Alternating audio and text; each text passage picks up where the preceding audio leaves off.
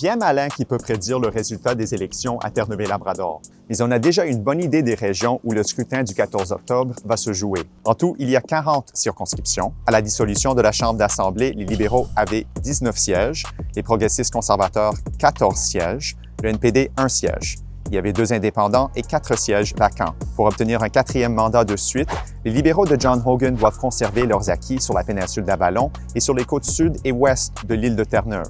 The Conference Board of Canada says that Newfoundland and Labrador is really going to lead economic growth in the country for a number of years to come. And we consider things like our future with the MOU. I think there's a lot of economic upside. Les libéraux misent gros sur l'accord de principe concernant Churchill Falls. Ils espèrent que l'entente provisoire avec le Québec va leur permettre de balayer l'Est, le centre et l'Ouest du Labrador. Ils cherchent également à mettre la main sur des châteaux forts progressistes conservateurs dans la banlieue de Saint-Jean. Les progressistes conservateurs visent visiblement les régions rurales à Terre-Neuve.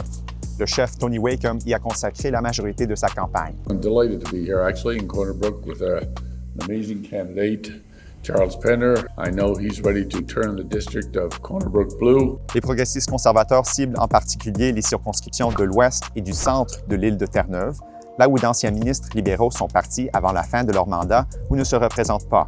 À la dissolution de la Chambre, Tony Wakeham était le seul député de son parti dans l'ouest de l'île.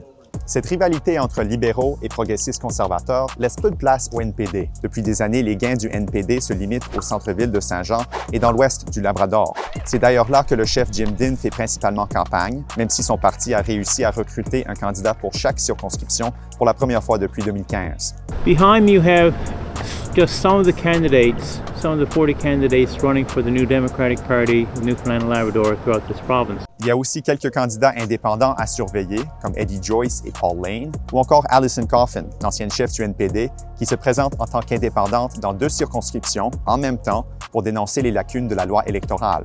Dans une course serrée, ces candidats pourraient faire toute une différence. On verra bien ce que décideront, cette fois-ci, les Terre-Neuviens et Labradoriens.